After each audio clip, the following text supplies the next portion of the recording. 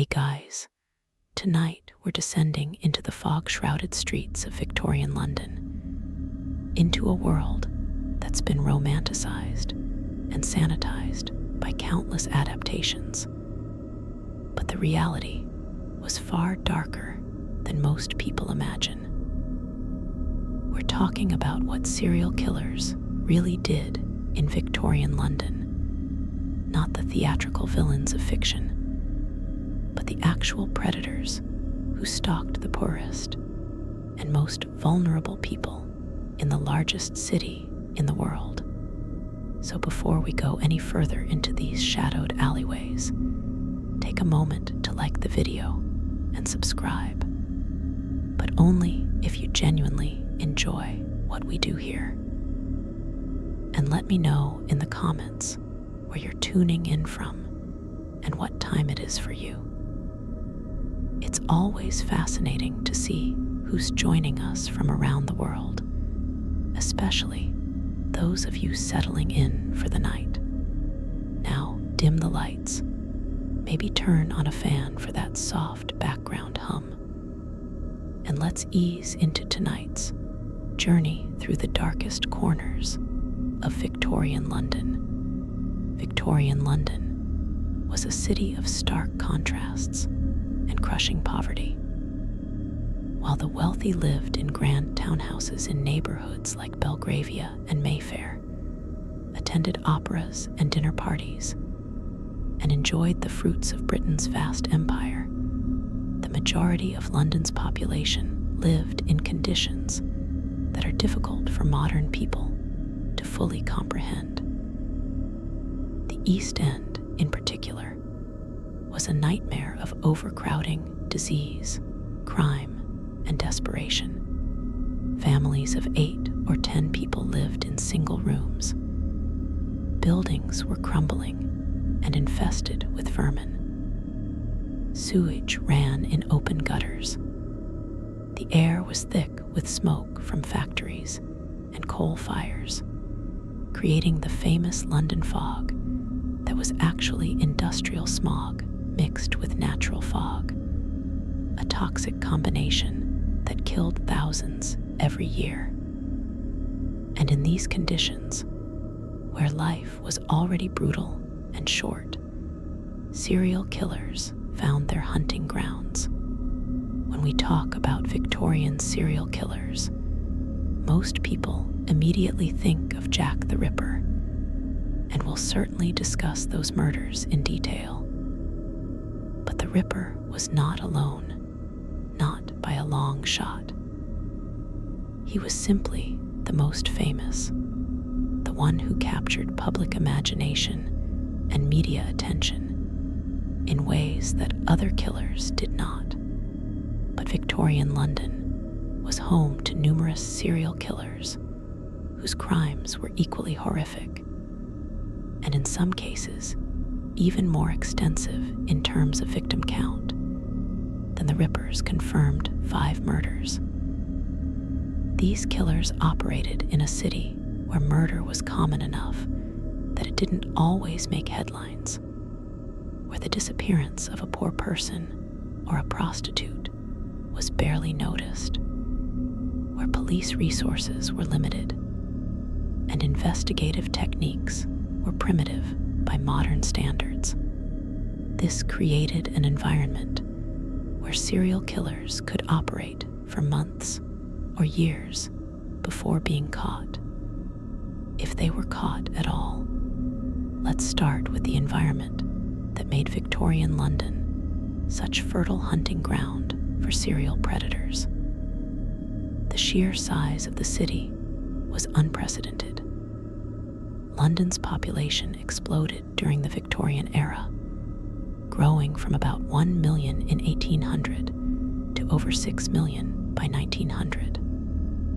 This rapid growth created chaos. Housing couldn't keep pace with population increase, leading to the overcrowded slums that characterized working-class neighborhoods. Infrastructure was inadequate.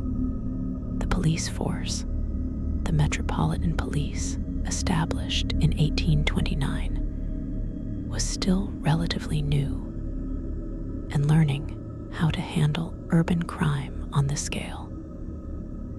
And crucially, there was massive inequality and social stratification that meant certain classes of people were essentially invisible to those in power. The prostitutes of Victorian London, who became the primary victims of several serial killers, lived lives of desperation that are almost incomprehensible today. Estimates suggest there were between 80,000 and 120,000 prostitutes working in London during the Victorian era, though exact numbers are impossible to determine. Most were not the well-dressed courtesans of the West End, but rather poor women selling themselves for pennies, literally, to pay for a night's lodging or a meal. Many were homeless, sleeping in doorways, or paying fourpence for a spot in a common lodging house, a bed in a room with dozens of other people. They were vulnerable in every possible way, economically desperate, often addicted to gin or other alcohol that helped them endure their circumstances, estranged from families who had disowned them, and completely outside the protection of respectable society. When these women disappeared or turned up dead, the response from authorities was often minimal. They were considered disposable, their deaths unfortunate, but not particularly important. This vulnerability was compounded by the layout and character of the East End. The neighborhood was a warren of narrow alleys, courtyards, and passages that twisted and turned in ways that made navigation difficult for anyone unfamiliar with the area. Many of these alleys were unlit, pitch dark at night, except for occasional gas lamps that provided only small pools of light. Buildings crowded close together, blocking what little moonlight might have illuminated the streets, and the area was densely populated, but paradoxically isolated. People lived literally on top of each other, but in conditions where privacy was so limited, and suspicion so common that community cohesion was weak. Someone could scream and neighbors might ignore it, assuming it was just another drunken fight or domestic dispute. This combination of physical layout and social dynamics meant that a killer could attack someone on a relatively busy street late at night and have a reasonable chance of escaping unseen and unidentified. Now let's talk about the most famous of Victorian London serial killers, Jack the Ripper. But let's talk about what he actually did, not the mythology that has grown up around him. In the autumn of 1888, someone killed at least 5 women in the Whitechapel area of London's East End. The canonical 5 victims, those most certainly killed by the same hand, were Mary Ann Nichols, Annie Chapman, Elizabeth Stride, Catherine Eddowes, and Mary Jane Kelly. All were prostitutes. All were killed within a relatively small geographic area over a period of about 10 weeks. And all were subjected to escalating levels of mutilation that shocked even a city hardened to violence and death.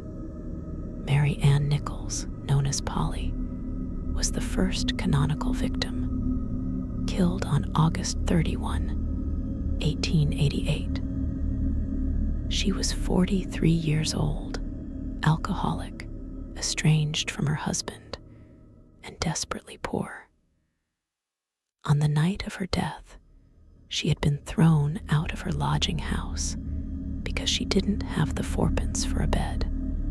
She was last seen alive at 2:30 a.m., drunk and walking along Whitecapel Road, telling a friend that she'd earned her lodging money 3 times that night, but had spent it on drink and would soon earn it again. Less than an hour later, she was found dead in Bucks Row, a quiet back street. Her throat had been cut twice, deeply, nearly severing her head. Her abdomen had been slashed, with deep cuts that exposed her intestines. The attack had been swift and silent. Nobody heard anything. Nobody saw anything. And the killer had disappeared into the night. The murder of Polly Nichols might have been attributed to the general violence of the East End. Just another unfortunate woman killed by a client or a robber, except for what happened 8 days later. Annie Chapman, 47 years old, also a prostitute, also alcoholic, also desperately poor, was killed on September 8 in the backyard of 29 Hanbury Street. Like Nichols, her throat was cut, but the mutilation went far beyond what had been done to Nichols. Chapman's abdomen was opened completely. Her intestines were lifted out and placed over her shoulder. Her uterus and parts of her bladder and vagina were removed and taken away by the killer. The level of anatomical knowledge suggested by these precise removals, the ability to locate and extract specific organs in near darkness, suggested to investigators that the killer might have medical training or at least butchery experience.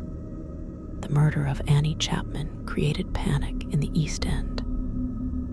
The brutality, the surgical precision, the fact that this had happened in a backyard where people lived and slept upstairs, seemingly without anyone hearing or seeing anything, was terrifying.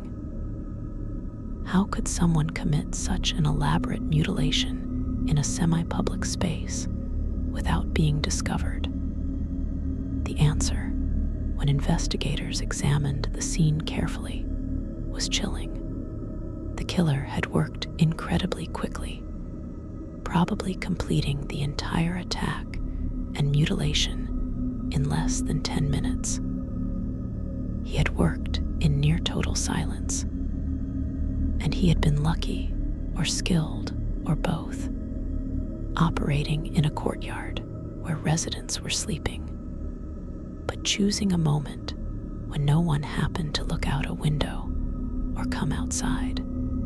The third canonical victim was Elizabeth Stride, killed on September 30. But this murder was different. Stride's throat was cut, but she was not mutilated. The prevailing theory is that the killer was interrupted before he could complete his ritual.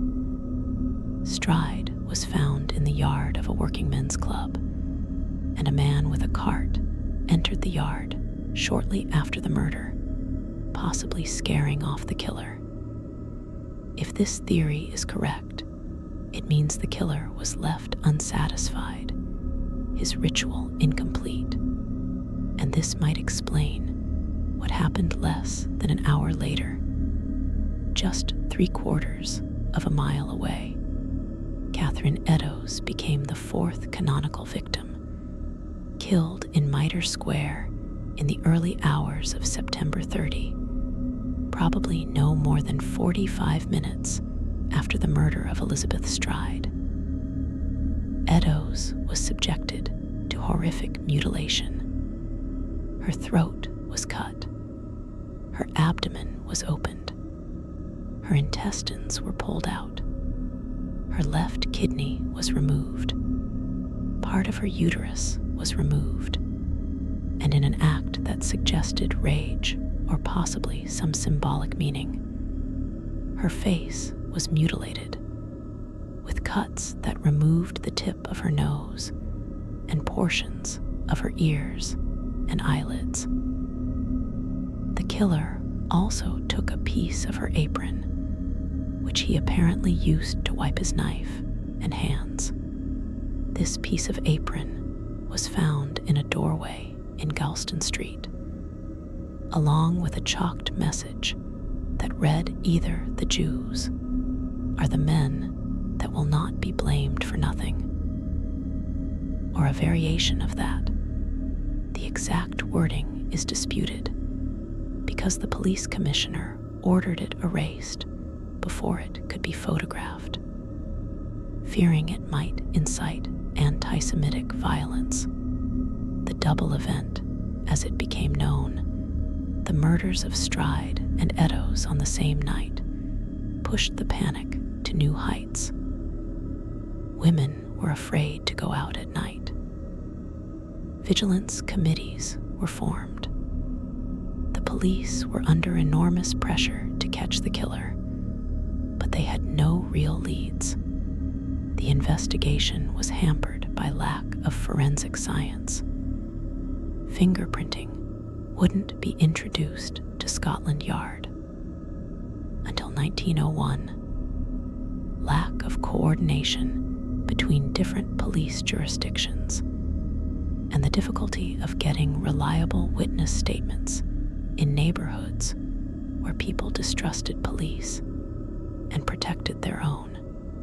The final canonical murder, and the most horrific, was that of Mary Jane Kelly on November 9, 1888. Kelly was younger than the other victims, only 25, and she had her own room, a small space in Miller's Court off Dorset Street. She brought a client back to her room that night, and what he did to her there, in private, with time and space to work without fear of interruption, was beyond description. Kelly's body was mutilated beyond recognition. Her face was slashed and carved until her features were unrecognizable. Her throat was cut down to the spine. Her abdomen was entirely opened, organs removed. Her breasts were cut off. Her internal organs were arranged around the room. The scene was so horrific that even experienced police officers and mortuary workers were shaken. The crime scene photos, which still exist though they're rarely published, show the extent of the carnage. This wasn't just murder. It was complete destruction of the human body. A level of violence that suggested either complete rage or some kind of ritual significance that we can't understand. After the murder of Mary Jane Kelly, the canonical Ripper murders stopped. There were other murders in the area over the following months and years, and some have been attributed to the Ripper by various researchers. But the 5 canonical murders are the only ones where there's strong consensus that they were committed by the same killer. Why did the murders stop? Did the killer die? Was he institutionalized? Did he move away or emigrate? Was he perhaps arrested for some other crime and imprisoned? Or did he simply stop killing, satisfied or exhausted, or fearful of capture? We'll never know.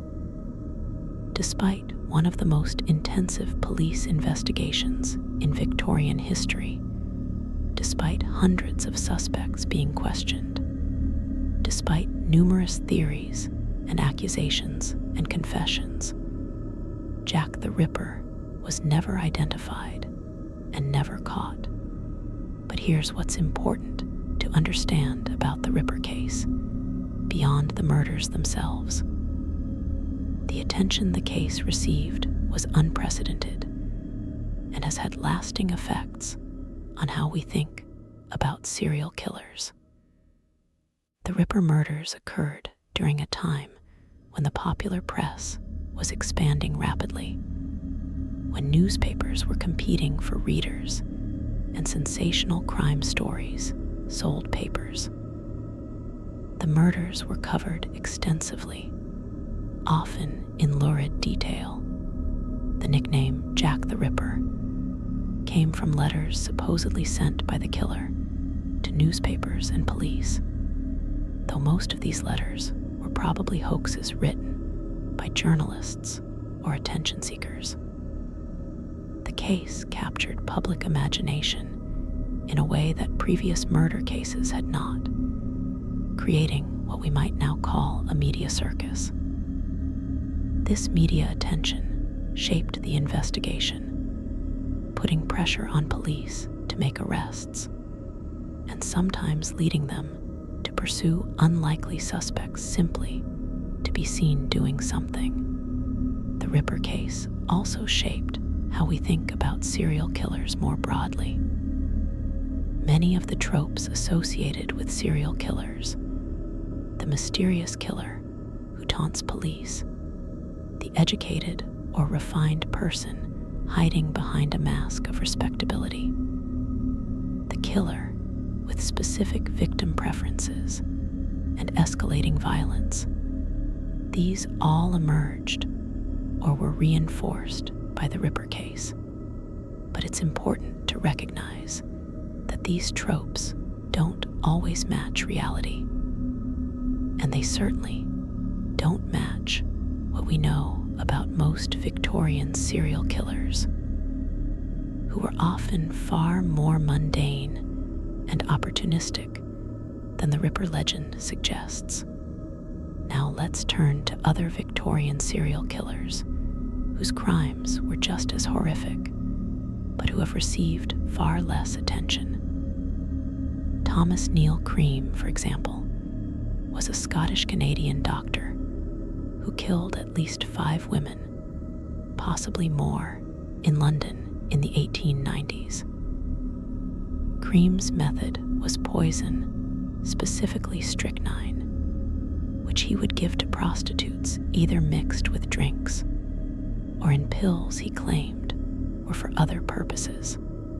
Strychnine is an agonizing way to die, causing violent convulsions, muscle spasms, and suffocation as the victim's muscles contract uncontrollably. It can take up to 2 hours to die from strychnine poisoning, 2 hours of excruciating pain and terror.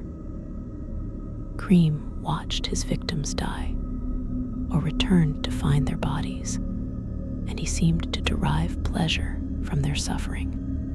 What makes Cream particularly interesting and disturbing is his behavior after the murders. He wrote letters to the police and to prominent figures, accusing others of the murders he had committed. He seemed to enjoy the game of it, the attention and the ability to manipulate the investigation. He was eventually caught, partly because his letters and his behavior made him a suspect, and partly because he couldn't resist talking about the murders, hinting at his involvement in ways that eventually connected him to the crimes. He was hanged in 1892, and according to some accounts, his last words on the gallows were, "I am Jack the..." But he was cut off by the trap door opening. Whether he was claiming to be Jack the Ripper or was simply making a final bid for notoriety is unknown. He certainly wasn't the Ripper. The timelines and methods don't match. But the story illustrates how the Ripper case had become such a cultural touchstone that other killers wanted to be associated with it. Mary Ann Cotton, while technically operating in the north of England rather than London, deserves mention as one of Victorian Britain's most prolific serial killers. Cotton killed at least 21 people, possibly more, between 1852 and 1872, using arsenic. Her victims included 3 husbands, several of her own children, stepchildren, and other people whose deaths benefited her financially through inheritances or insurance payouts.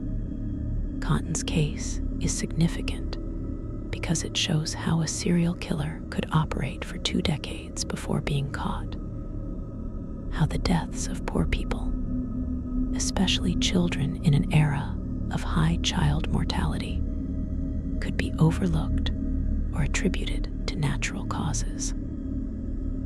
Cotton almost certainly would have continued killing if a local official hadn't become suspicious about the number of deaths in her household and ordered an autopsy that revealed arsenic poisoning. The case of Amelia Dyer reveals another dark corner of Victorian crime, one that's intimately connected to the poverty and desperation of the era.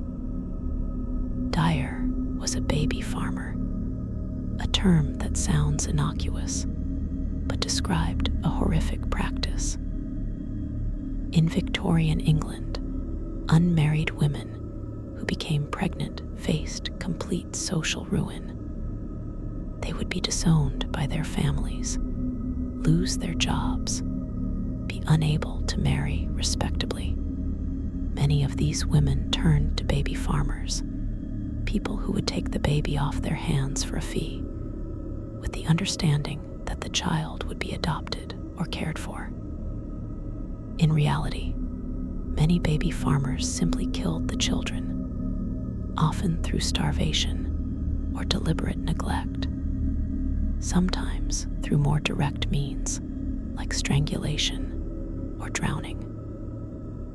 Amelia Dyer took this terrible practice to an extreme, killing potentially hundreds of infants over a 20-year period.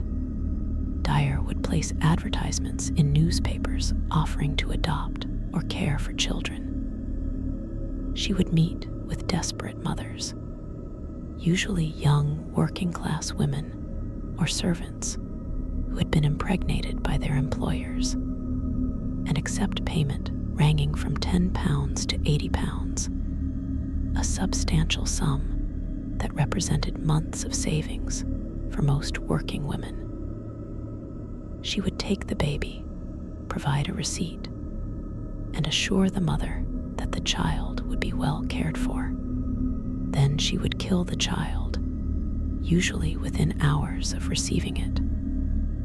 Her preferred method was strangulation with white edging tape, a kind of dressmaking ribbon. She would wrap the tape around the infant's neck and pull until the child stopped breathing. Then she would wrap the small body in cloth and dispose of it, often in the Thames or other bodies of water. Dyer's crimes came to light in 1896 when a bargeman pulled a package from the Thames that contained the body of a baby girl. The body was wrapped in paper that had an address partially visible, and this led police to Dyer. When they searched her home, they found evidence of numerous bobbies, receipts, letters from mothers, baby clothes, and the white edging tape. Dyer was arrested, tried, and hanged in June 1896. At her trial, she pleaded guilty, apparently wanting to protect her daughter and son-in-law, who had been aware of some of her activities. The exact number of her victims will never be known. The police estimated at least 20 based on evidence they found.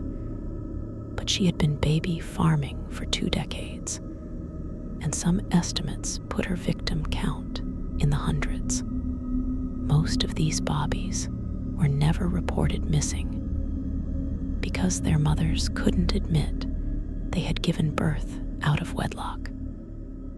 So there was no official record of the children ever existing. The Dyer case horrified Victorian society in ways that even the Ripper murders hadn't, because it involved the murder of infants, and because it exposed the hypocrisy of Victorian sexual morality. The social stigma against unmarried mothers was so severe that women were driven to these desperate measures, essentially paying to have their bobbies killed because they had no other option. The case led to reforms in adoption and childcare laws, but it also revealed how many vulnerable people, in this case infants, could simply disappear in Victorian society without anyone noticing or caring. Another lesser-known Victorian serial killer was George Chapman, born Severin Klosowski in Poland. Chapman was a barber surgeon, a tradesman who performed basic medical procedures, as well as haircuts and shaves. He arrived in London in the 1880s and eventually settled in the East End, where he married and established several barbershops and pubs. Between 1897 and 1902, Chapman poisoned 3 women with antimony, a toxic metal that causes symptoms similar to severe gastritis and organ failure.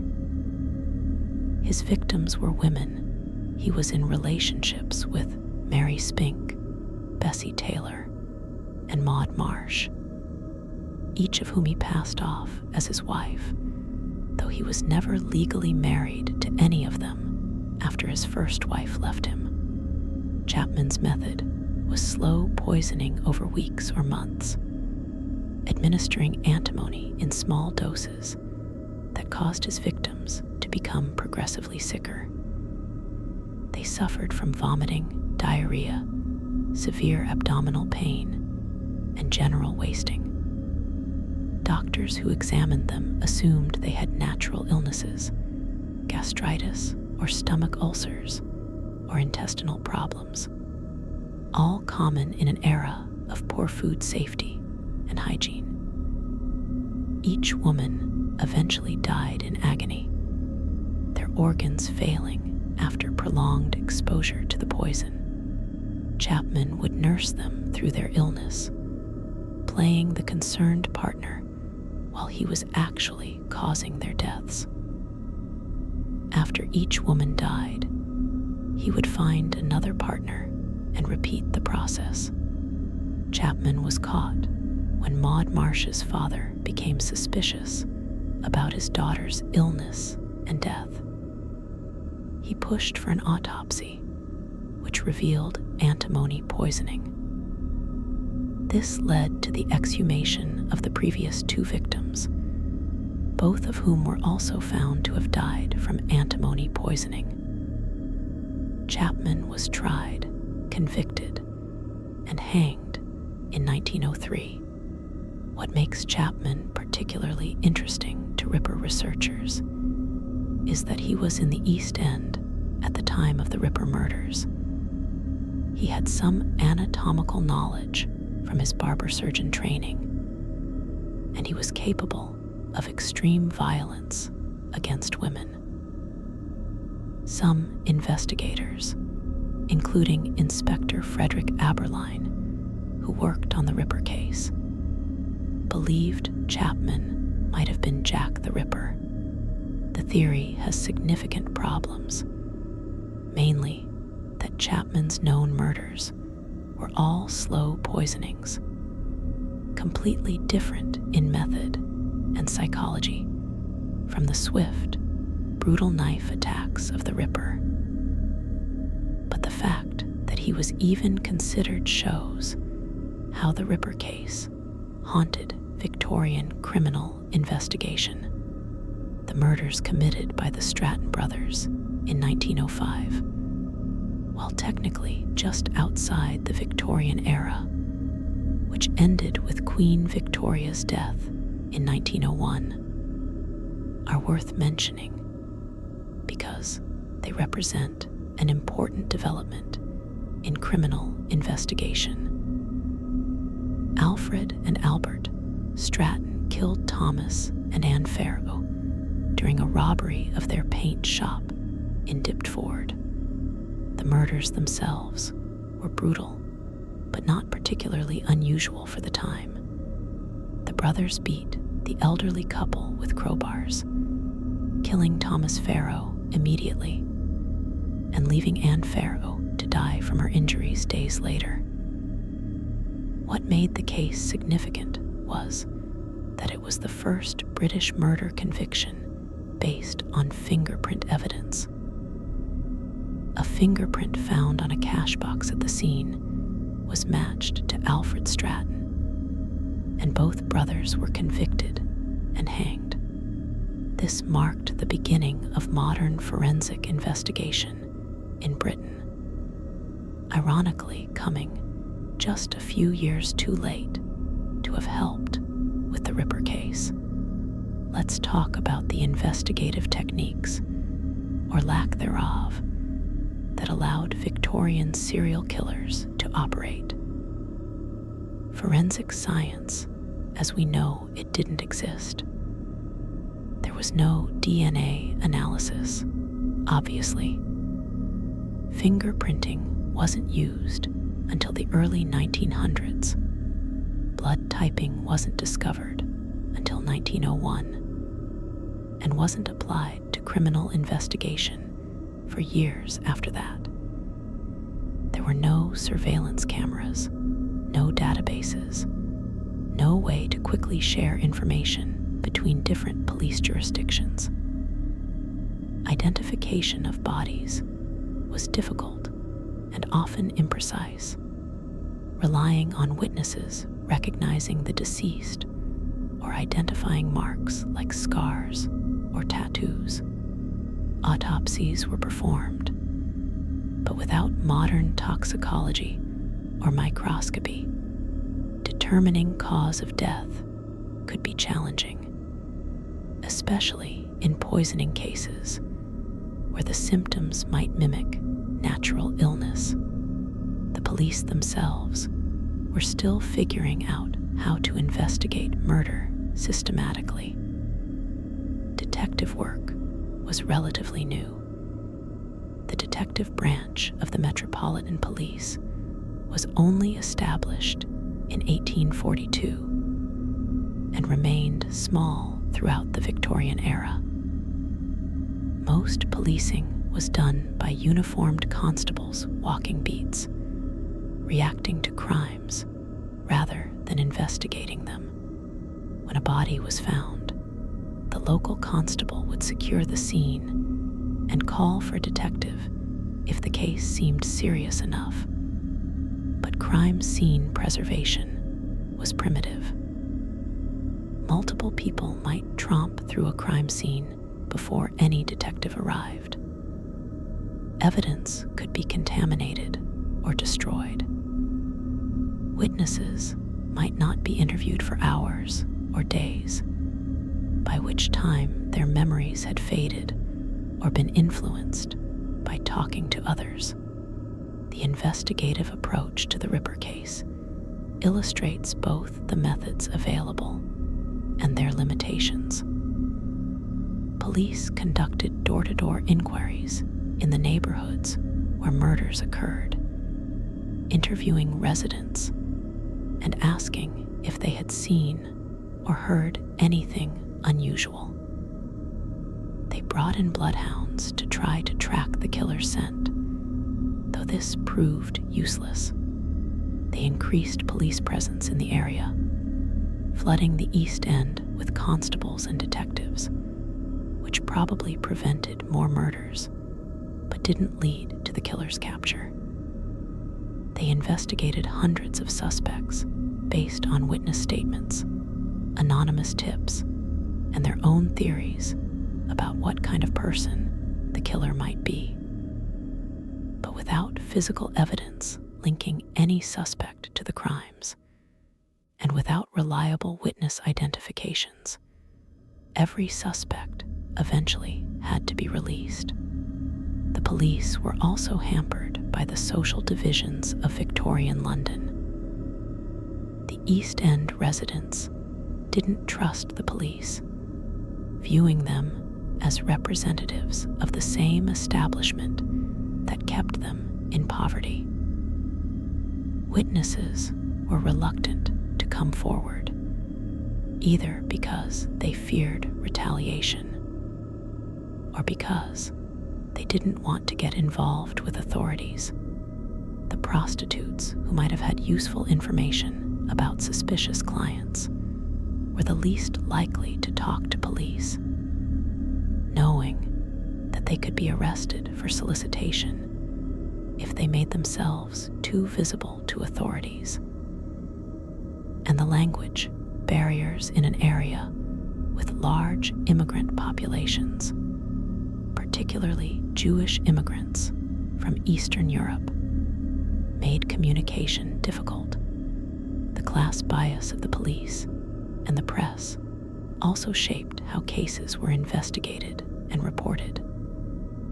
When the Ripper killed prostitutes in the East End, there was public outcry and media frenzy. But this was partly because the case was sensational and mysterious, not because society particularly valued the victims. When Mary Ann Cotton killed her own children and husbands, the response was horror, but also a kind of morbid fascination with the idea of a maternal figure as murderer. When Amelia Dyer killed Bobbies, the outrage focused on the immorality of the mothers, who had given up their children as much as on Dyer herself. The victims' humanity was often obscured by their circumstances. They were prostitutes, illegitimate bobbies, working-class people whose lives were already considered somewhat disposable by the standards of Victorian society. Let's examine what we know about the psychology and motivations of these Victorian killers, based on their crimes and the few insights we have into their thinking. Jack the Ripper, based on the pattern and escalation of his murders, appears to have been motivated by something beyond simple sexual violence, though sexual motivation was certainly present. The mutilations, particularly the removal of reproductive organs, suggest hatred or fear of women, or possibly some kind of ritual or symbolic significance that the killer attributed to these acts. The escalation from relatively quick throat cutting in the first murder to the extensive, time-consuming mutilations of later victims, culminating in the complete destruction of Mary Jane Kelly's body, suggests a compulsion that grew stronger with each murder, or perhaps a need for increasing intensity of violence to achieve whatever psychological satisfaction the killer was seeking. Thomas Neil Cream's motivations are somewhat clearer. He seems to have enjoyed causing suffering. The slow, agonizing death caused by strychnine poisoning provided him with a spectacle of pain. He also clearly enjoyed the attention, the power of having secret knowledge about the murders, the ability to manipulate the investigation through his letters. Some psychologists have suggested he had a pathological need for attention and recognition, perhaps stemming from feelings of inadequacy despite his medical degree and professional status. The fact that he targeted prostitutes might reflect both opportunism. they were accessible and vulnerable, and possibly sexual dysfunction or humiliation that he blamed on women. George Chapman's poisoning of 3 successive partners suggests a pattern of domestic violence taken to its lethal extreme, combined with possible financial motivation, as he benefited from the deaths in various ways. The slow poisoning also gave him control and power. He could make his victims suffer over extended periods, could play the solicitous caretaker while simultaneously being their murderer.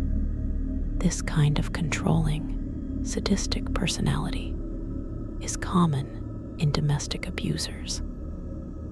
And Chapman's case shows how this personality type can escalate to murder when the abuser feels secure enough to believe they won't be caught. Mary Ann Cotton's motivations were primarily financial.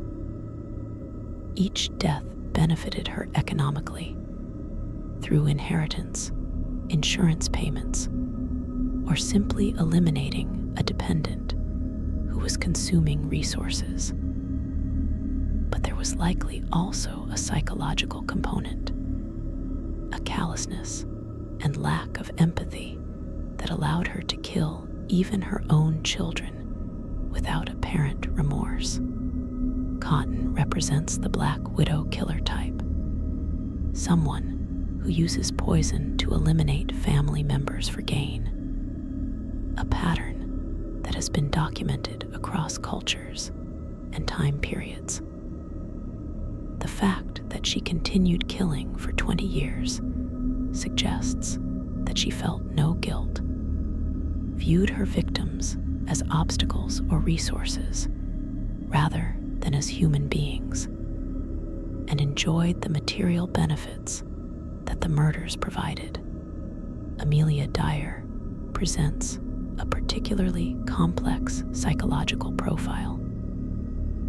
Initially, she may have rationalized her actions as mercy killings, telling herself that the Bobbies would have terrible lives as illegitimate children, and that quick death was kinder than slow starvation or abuse in the workhouse. But as she continued killing, accumulating hundreds of victims over 20 years, it became a business, a way to make money with minimal effort. The psychology of killing Bobbies is particularly disturbing, as it requires overriding deep biological instincts to protect infants. Dyer's ability to strangle baby after baby suggests either complete emotional numbing or possibly psychopathic lack of empathy from the beginning.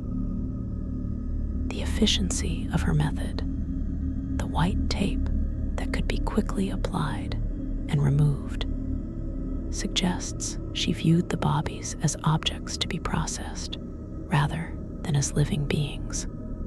The choice of victims across these cases reveals patterns about Victorian society as much as about the killers themselves. Prostitutes were targeted by multiple killers because they were accessible, vulnerable, and their deaths were less likely to be thoroughly investigated. They would go with clients to isolated locations, making them easy to attack. They were often intoxicated, making them easier to overpower. And because they were stigmatized and marginalized, their disappearances or deaths didn't generate the same public concern as the death of a respectable woman would have. This calculus, choosing victims based on their vulnerability and society's indifference to them, is common among serial killers across all time periods, but it was particularly stark in Victorian society, where class divisions were so rigid. The bobbies killed by Amelia Dyer were similarly chosen for their vulnerability and invisibility. They were illegitimate, meaning their existence was often hidden or denied by their mothers. They had no legal protections, and Victorian society's attitude toward infant mortality, which was extremely high even from natural causes, meant that dead bobbies were sadly common and not particularly remarkable. The mothers who gave their bobbies to Dyer were desperate and had no real options. They couldn't keep the children without facing social and economic ruin, and the official orphanages and workhouses were so terrible that paying a baby farmer seemed like a better option. The tragedy is that many of these mothers probably believed their bobbies would actually be adopted and cared for, never knowing that they had paid to have their children murdered. The wives and partners killed by George Chapman and others like him were vulnerable in different ways. Victorian marriage law gave husbands enormous power over their wives. A married woman's property belonged to her husband. She couldn't easily leave an abusive marriage. Divorce was difficult, expensive, and socially stigmatizing. If a woman tried to leave, her husband could forcibly bring her back, and the police would support his right to do so. This legal and social framework trapped women in dangerous marriages and made it difficult for them to protect themselves. Chapman's victims showed symptoms of poisoning over weeks or months, were seen by doctors, and still no one suspected murder until after the third woman died. The idea that a husband would slowly murder his wife was so outside the expected norm that doctors preferred to believe in mysterious natural illnesses rather than suspect the man who was supposedly caring for his sick wife. The disposal of bodies by Victorian serial killers reflects both practical considerations and the psychological state of the killer.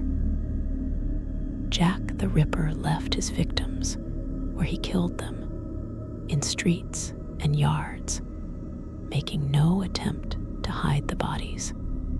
This suggests either that he didn't care about being caught, that he wanted the bodies to be found as part of his communication or performance, or that he was operating in such a state of psychological detachment that future consequences didn't concern him in the moment. The public display of the bodies also maximized the terror and public impact of the murders.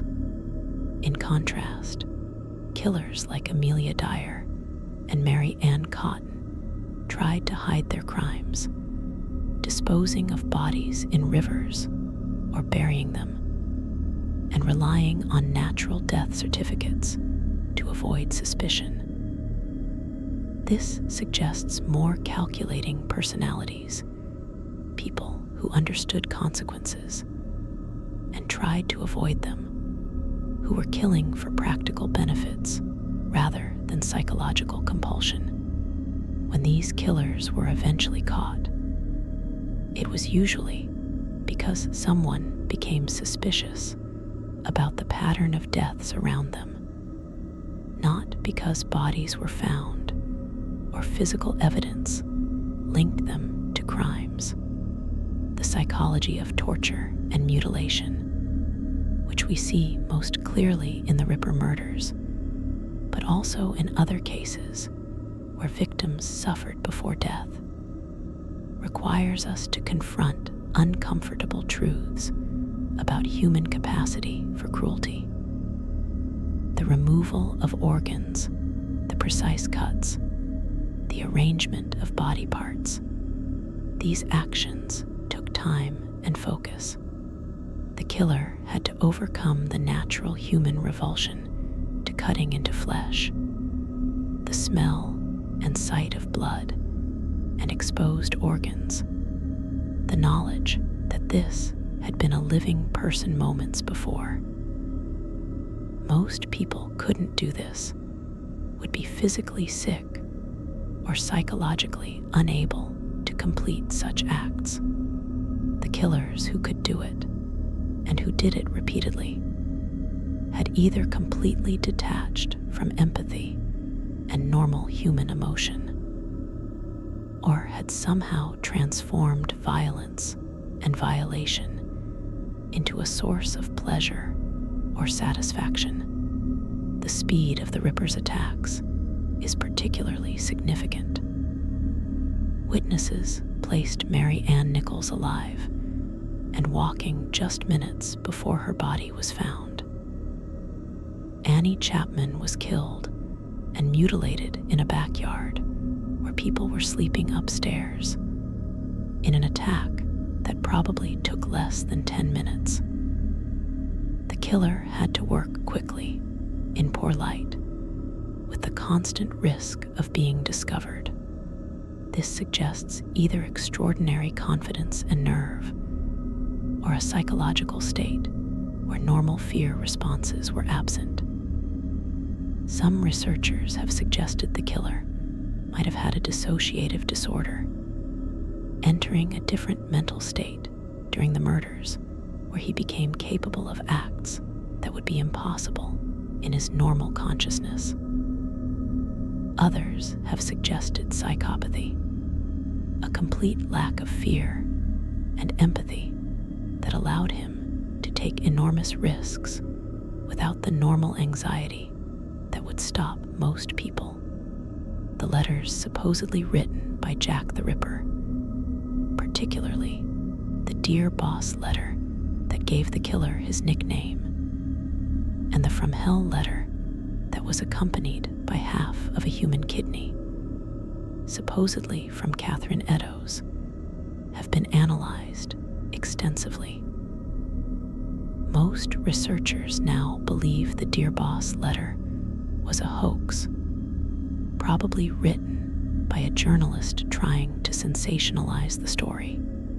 The From Hell letter is more controversial. Some believe it was genuine based on details that matched the crime scenes and weren't yet public. Others believe it was another hoax. What's significant is that, real or fake, these letters became part of the Ripper mythology and influenced how serial killers were perceived.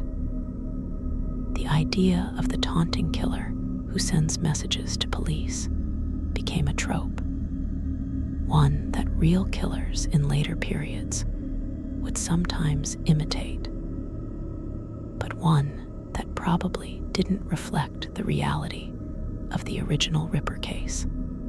The investigation into the Ripper murders generated a massive archive of documents, witness statements, suspect files, police reports, all preserved in various archives.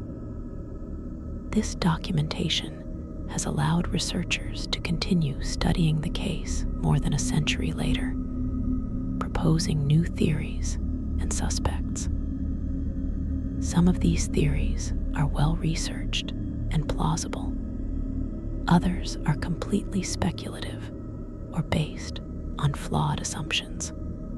The most famous suspects include Montague John Druitt, a barrister who committed suicide shortly after the final murder, Aaron Kosminski, a Polish immigrant who was committed to an asylum and identified by a witness, Michael Ostrog, a Russian criminal who was in the area at the time, and various other figures, including a royal conspiracy theory involving Prince Albert Victor that has been thoroughly debunked but remains popular in fiction.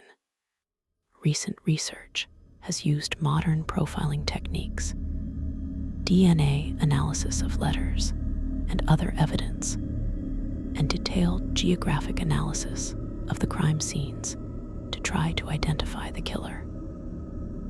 A 2014 book claimed to have identified the killer through DNA evidence as Aaron Kosminski, but the methodology has been criticized and the conclusions remain controversial. The truth is that without a clear contemporary identification and arrest, we'll never know with certainty who Jack the Ripper was. The mystery is part of why the case remains so famous. But it's worth remembering that the mystery exists because a killer got away with murdering at least 5 women and probably shouldn't be romanticized.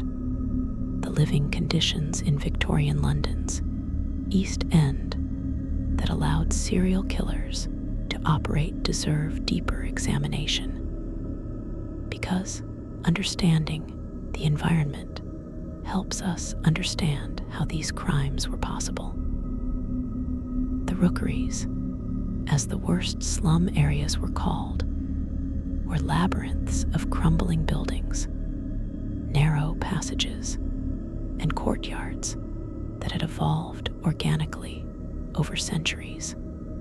Buildings that had once been single-family homes for wealthy merchants had been subdivided and subdivided until dozens of families crowded into spaces designed for one.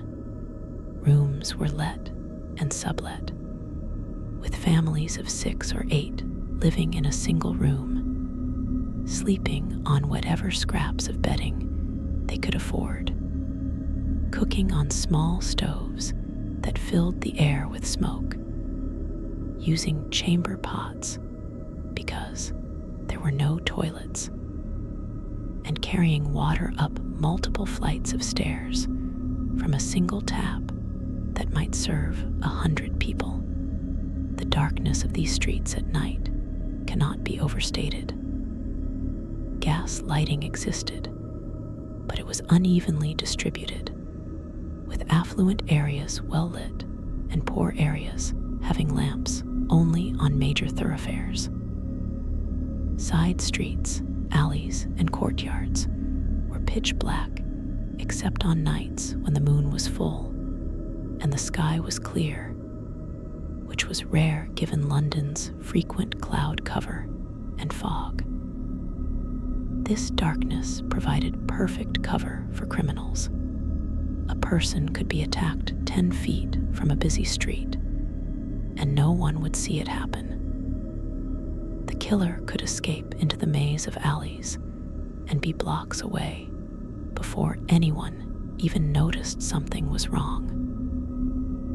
This is how Jack the Ripper operated, striking quickly in the darkness and disappearing before anyone could respond. The sound environment of the East End also worked in killer's favor. It was a noisy place, even at night. Pubs stayed open late, with drunken voices and occasional fights spilling into the streets. Factories operated around the clock in some areas, machinery clanging and steaming. Horses and carts moved through the streets at all hours, their hooves clattering on cobblestones. Trains rattled past on the elevated tracks.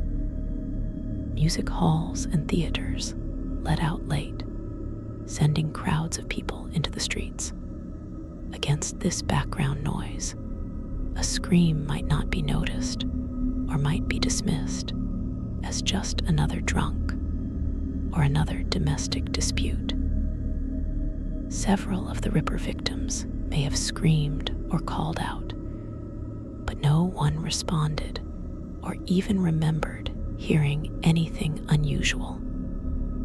In that environment, it wasn't remarkable. The transient nature of the East End population also made investigation difficult. People moved constantly, from one lodging house to another, from one neighborhood to another, in and out of the workhouse, sometimes leaving London entirely to seek work elsewhere or to return to their home countries. A person who was living in a particular house one week might be gone the next, with no forwarding address and no way to trace them. This meant that potential witnesses disappeared before they could be interviewed.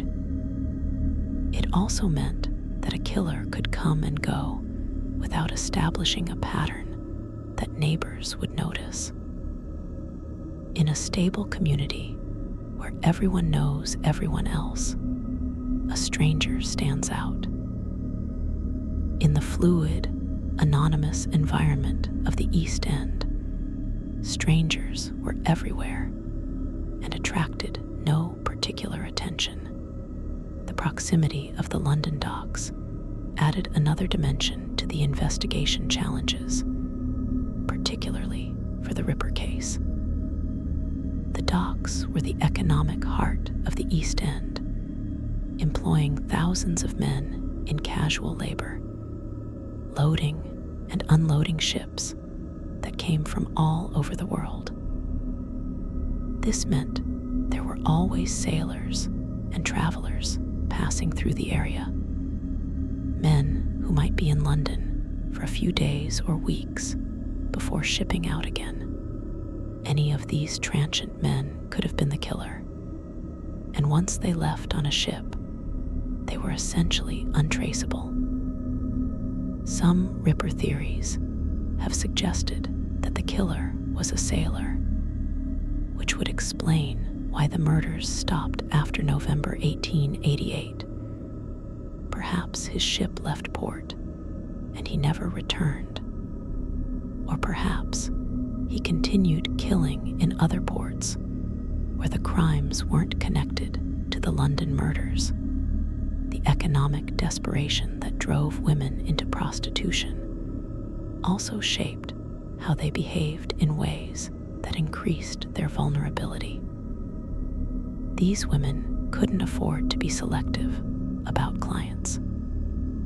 They couldn't refuse men who seemed suspicious or dangerous, because refusing a client might mean not earning enough money for a bed that night, which meant sleeping on the streets, which brought its own dangers of exposure, assault, or arrest. They worked alone rather than in pairs or groups because they couldn't afford to split their earnings. They went to isolated locations with clients because that's where the transactions took place, in alleyways, in yards, in cheap rooms. Every one of these economic necessities created opportunities for predators. The women knew they were taking risks, but the alternative was starvation or freezing to death. So they took the risks. Let's examine some of the less famous, but equally revealing murder cases from Victorian London. The Whitechapel murders, the official name for the series of killings that included the canonical Ripper victims, actually encompassed 11 murders between 1888 and 1891, not just the canonical 5. The other victims, women like Emma Elizabeth Smith, Martha Tabram, Rose Milett, Alice Mackenzie, Frances Coles, and others, were killed in the same general area during roughly the same time period. Some showed similar patterns of throat cutting and mutilation. Some were different enough that most researchers don't attribute them to the same killer. But the fact that all these murders occurred in such a small geographic area, in such a short time period, tells us something about how dangerous the East End was for vulnerable women. Whether there was one killer, two killers, or several different killers operating independently, the result was the same for the victims and for the community living in fear. The case of the Thames torso murders, a series of discoveries of dismembered bodies in London between 1887 and 1889, may or may not be connected to the Ripper case. Between 1887 and 1889, parts of at least 4 female bodies were found in the Thames, or in various locations around London. The bodies had been carefully dismembered, with skillful cuts that suggested anatomical knowledge. The heads and some other body parts were never found, making identification of the victims difficult or impossible. One torso was found in the basement of the new Metropolitan Police Headquarters building while it was under construction, which created a sensation and embarrassment for police. Some researchers believe these murders were committed by the same person who killed the Ripper victims, or by someone with similar skills and psychology. Others believe they were completely separate cases.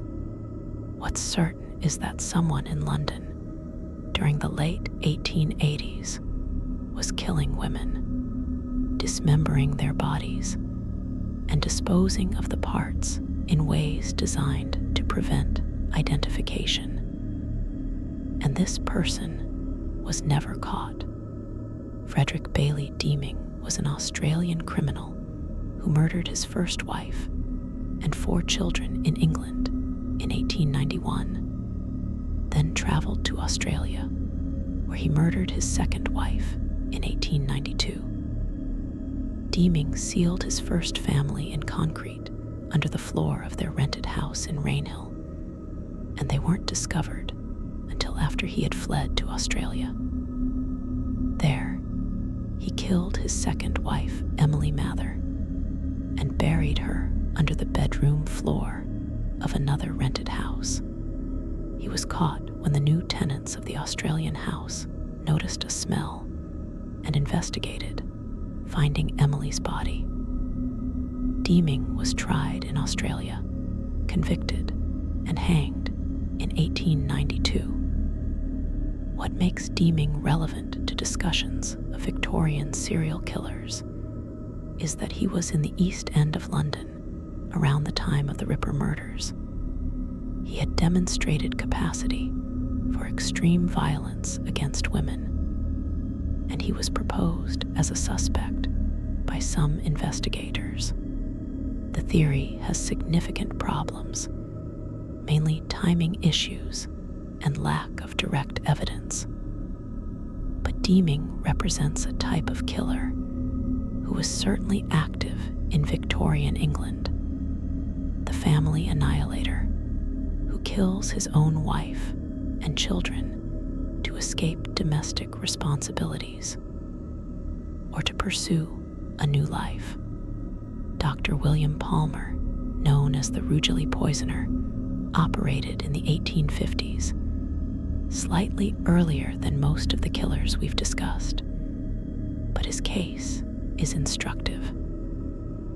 Palmer was a doctor who murdered at least 14 people, possibly more, using strychnine and other poisons.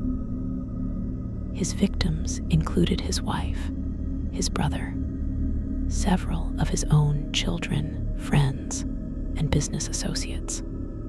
Palmer gambled heavily and was constantly in debt, and most of his murders were financially motivated, killing people from whom he had borrowed money or whose deaths would benefit him through inheritance or insurance.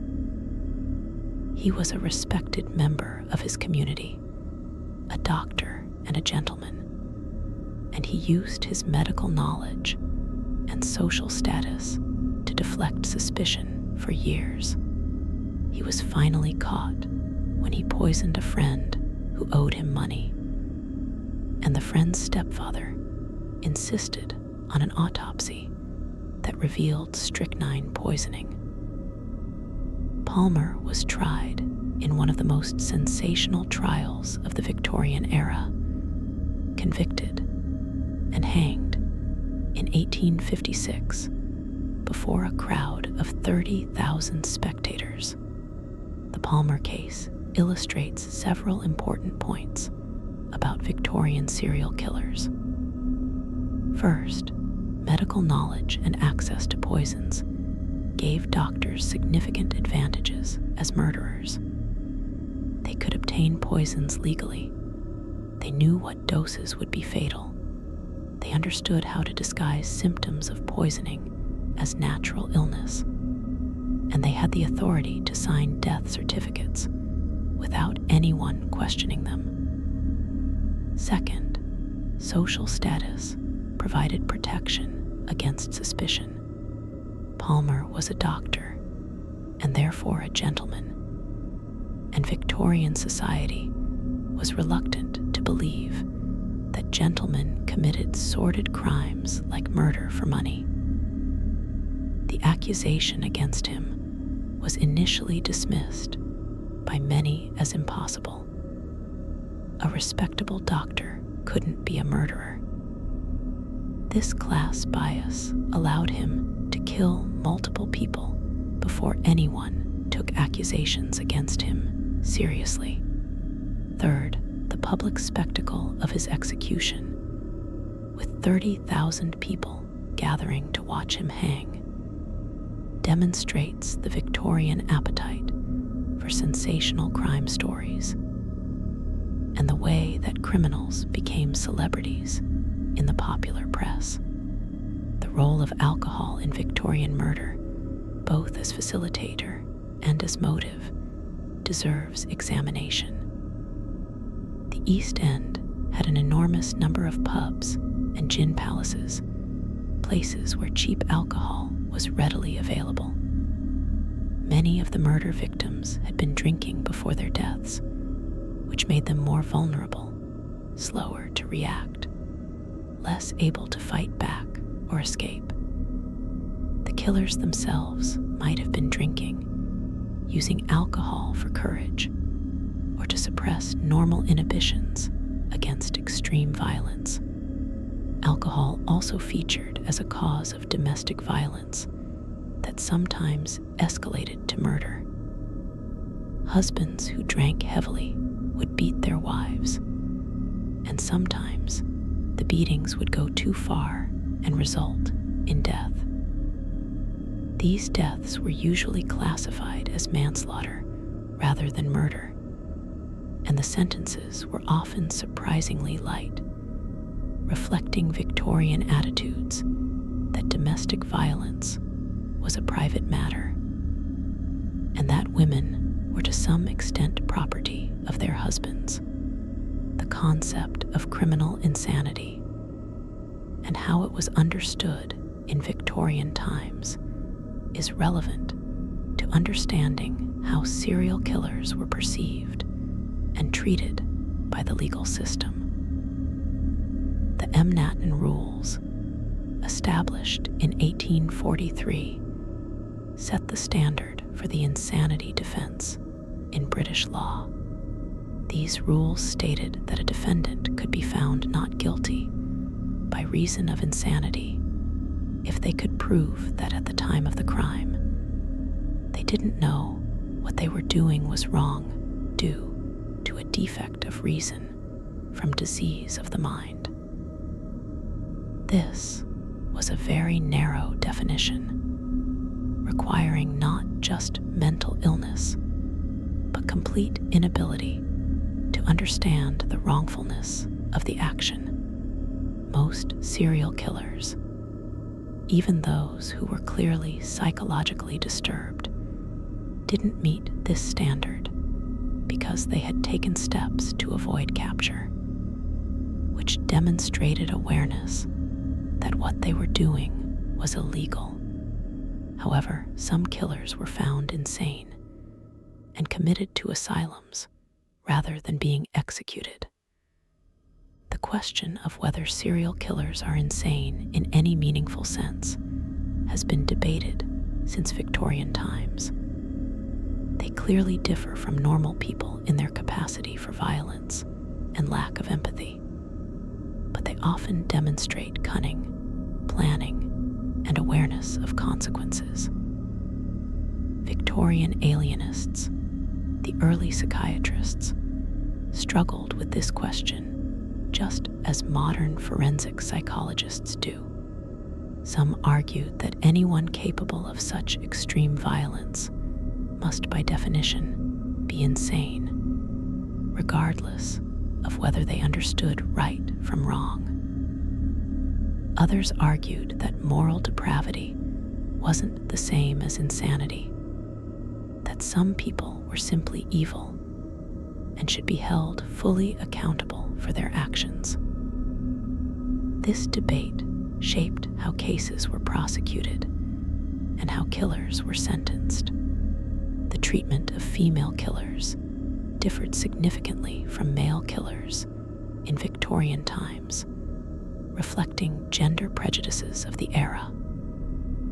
Women who killed were often portrayed as either mad or monstrous, because the idea of a woman as deliberate murderer violated Victorian ideals of feminine nature.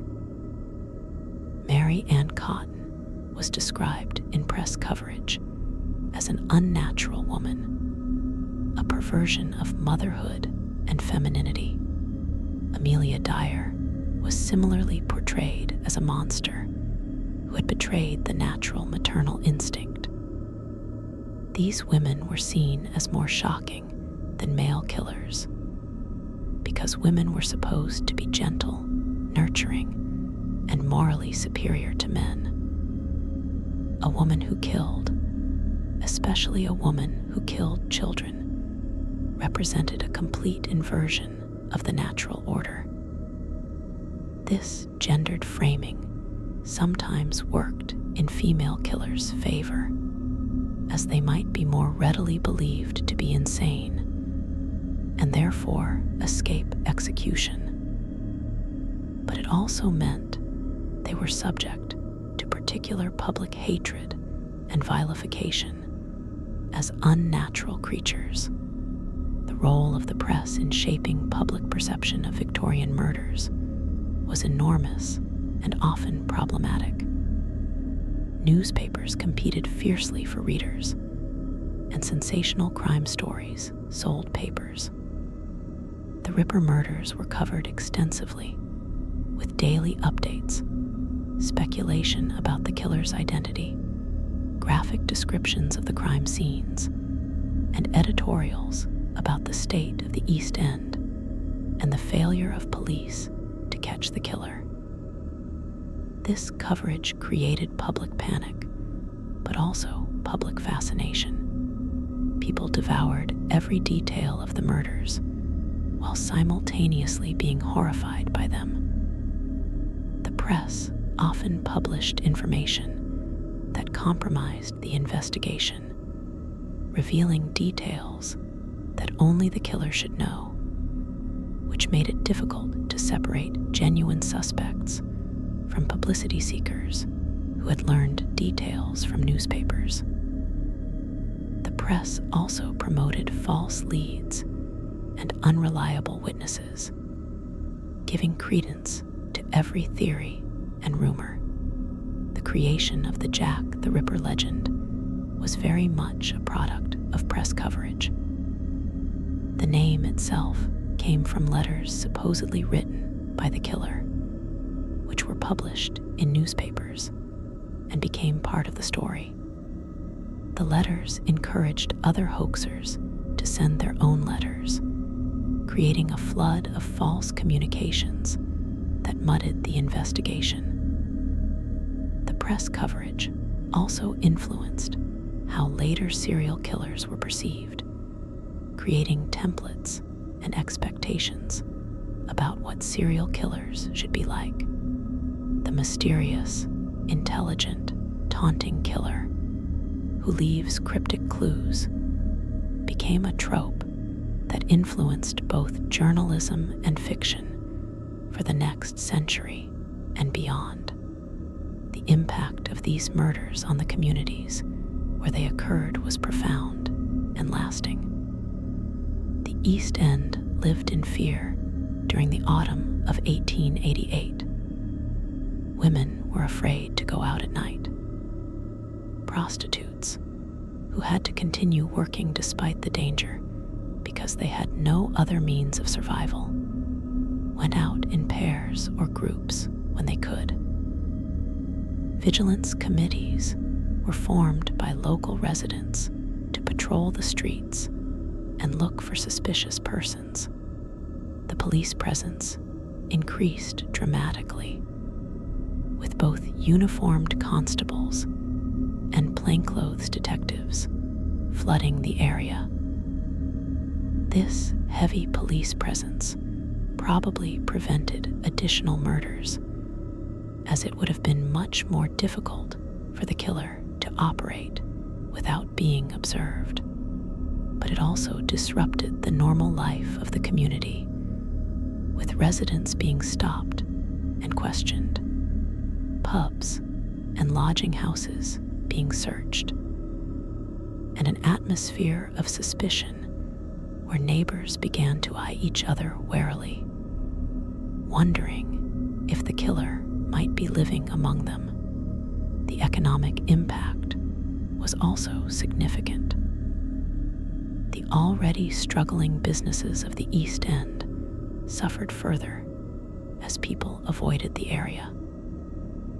The negative attention focused on the neighborhood reinforced existing prejudices about the East End as a dangerous, immoral place. Reform efforts that emerged in response to the murders, including better street lighting, housing improvements, and increased charitable services, were welcome, but came at the cost of having to endure a series of brutal murders to get public attention focused on the area's problems. The murders essentially forced respectable Victorian society to acknowledge the existence and conditions of the poor in a way they had been content to ignore before. The long-term effect of the Ripper case on criminal investigation was significant. The failure to catch the killer, despite massive investigative effort and public pressure, forced British police to examine their methods and capabilities. This contributed to the development of better investigative techniques, including more systematic crime scene processing, better coordination between different police units, and eventually the adoption of scientific methods like fingerprinting. The case also influenced the development of criminal profiling, the attempt to understand the psychology and likely characteristics of unknown offenders based on their crimes. Victorian investigators tried to profile the Ripper based on his victims and methods, making assumptions about his social class, occupation, appearance, and psychology. While these early profiles were largely speculative and not particularly useful in catching the killer, they represented the beginning of what would become a standard investigative tool. The medical aspects of the murders generated considerable discussion among Victorian doctors and alienists. The surgical precision of some of the Ripper's mutilations suggested to some doctors that the killer had medical or anatomical training. Others argued that a butcher or slaughterman could perform similar cuts with similar skill.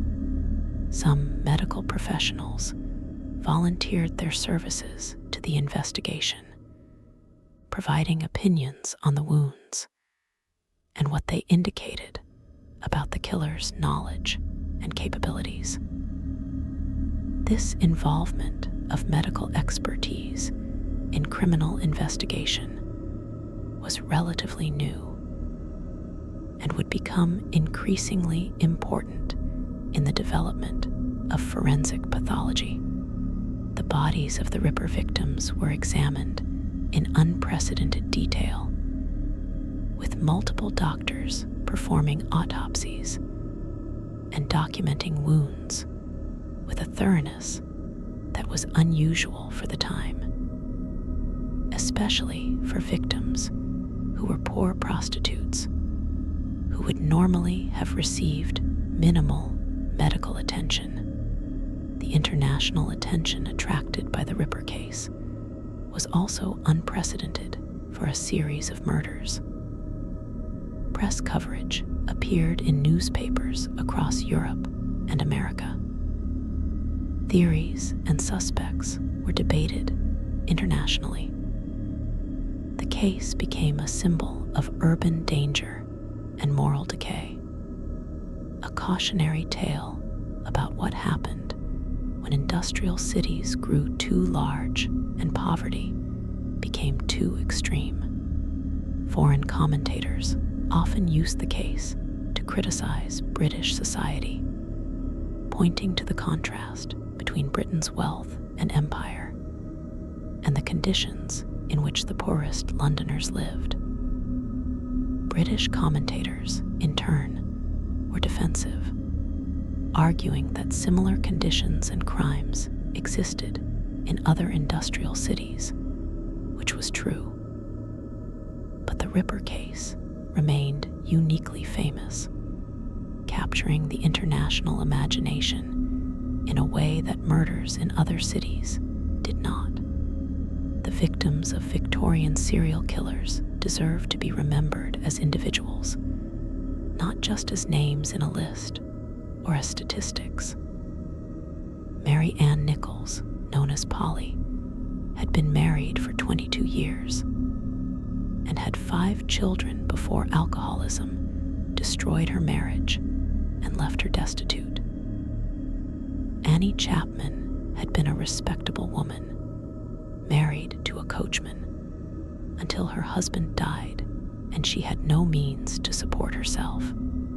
Elizabeth Stride had survived a disaster when the ship she was on, the Princess Alice, sank in the Thames in 1878, killing over 600 people. Catherine Eddowes had tried repeatedly to escape the cycle of poverty and alcoholism, pawning what little she had to survive, arrested multiple times for being drunk and disorderly. Mary Jane Kelly was young and had recently lost her common-law husband, was behind on her rent, and took clients back to her own room out of desperation. Each of these women had a life story, had people who cared about them, had hopes and struggles and personalities. They weren't just Ripper victims. They were people whose lives were cut short by violence. Similarly, the Bobbies killed by Amelia Dyer, whose names we mostly don't know, whose mothers often can't be identified, were individuals. Some might have been adopted and raised by loving families if the circumstances of their births hadn't made that impossible. Some might have grown up to have full lives, families of their own, contributions to make to the world. Instead, they were killed within hours of being handed over to Dyer, their bodies thrown into rivers like trash. The tragedy is compounded by the fact that their mothers often never knew what happened to them, spending their lives believing their children had been adopted, never knowing they had paid to have them murdered grief of those mothers, if they ever learned the truth, is unimaginable. The wives killed by George Chapman had lives and families before they met him. Mary Spink was a widow trying to make a living managing a pub. Bessie Taylor was working as a barmaid when Chapman hired her. Maud Marsh was the young daughter of a friend of Chapman's, only 18 when Chapman began courting her. Each woman trusted Chapman, believed he loved them, thought they had found a partner who would support and care for them. Instead, they found a man who slowly poisoned them over months, who nursed them through the illness he was causing, who watched them suffer and die knowing he was responsible. The betrayal is almost as horrific as the physical suffering. The knowledge that the person who was supposed to care for you was actually murdering you. The children and husbands killed by Mary Ann Cotton had similarly trusted her. Her children thought their mother would protect them. Her husbands thought they had found a wife who would be their partner in life. Instead, they got a woman who saw them as obstacles or resources, who killed them with arsenic, and then moved on to the next victim without apparent remorse. The cold calculation of Cotton's murders, the way she would wait for insurance payments or inheritances before moving to the next town and finding new victims, speaks to a complete lack of empathy or human connection. She was married multiple times, lived with men, raised children, and never formed genuine emotional bonds with any of them. They were all just means to an end, ways to get money or security, and when they were no longer useful, she eliminated them. The psychology of living with a killer, as Chapman's partners did, as Cotton's family members did, is difficult to imagine. These victims were sick for weeks or months before they died, suffering from the effects of poisoning, and they had no idea what was causing their illness. They trusted the doctors who examined them and diagnosed natural illnesses. They trusted their partners who cared for them through their sickness. Meanwhile, they were being slowly murdered, and the person feeding them medicine was actually feeding them poison. The betrayal, if they realized what was happening in their final moments, would have been almost worse than the physical suffering. The realization that the person you loved and trusted was killing you would shatter everything you believed about relationships and human nature. The impact on the surviving family members of murder victims was devastating and often ignored in Victorian society. Children who lost parents to murder were orphaned into a system that was cruel and inadequate. Spouses who lost partners were left without financial support and often faced suspicion themselves. Families were shamed by association with violent crime, especially if the victim was a prostitute or the killer was a family member. The Victorian emphasis on respectability meant that families touched by scandal, even as victims, could find themselves socially ostracized. Children of murder victims or of murderers often changed their names and tried to hide their family history. But in tight-knit communities, secrets were hard to keep. The trauma of these families, the grief and shame and disruption, rippled outward, affecting not just immediate family, but extended family and community networks. The cultural legacy of Victorian serial killers, particularly Jack the Ripper, extends far beyond the actual crimes and into the realm of mythology and entertainment. The Ripper has been the subject of countless books, films, television shows, documentaries, and even video games. He appears as a character in fiction, ranging from serious historical novels to science fiction and fantasy. This transformation from real murderer who killed real women into cultural icon and entertainment property is troubling in many ways. It distances us from the actual horror of the crimes and the real suffering of the victims. It turns a tragedy into a puzzle or a game, something to be solved or reenacted rather than mourned. And it elevates the killer to a kind of dark celebrity, while the victims remain largely anonymous in popular memory. This pattern of killer celebrity began in the Victorian era itself. Murderers were hanged in public until 1868, and these executions drew enormous crowds who treated them as spectacles and entertainment. Even after executions moved inside prisons, the public remained fascinated by killers. Books were published about famous murder cases.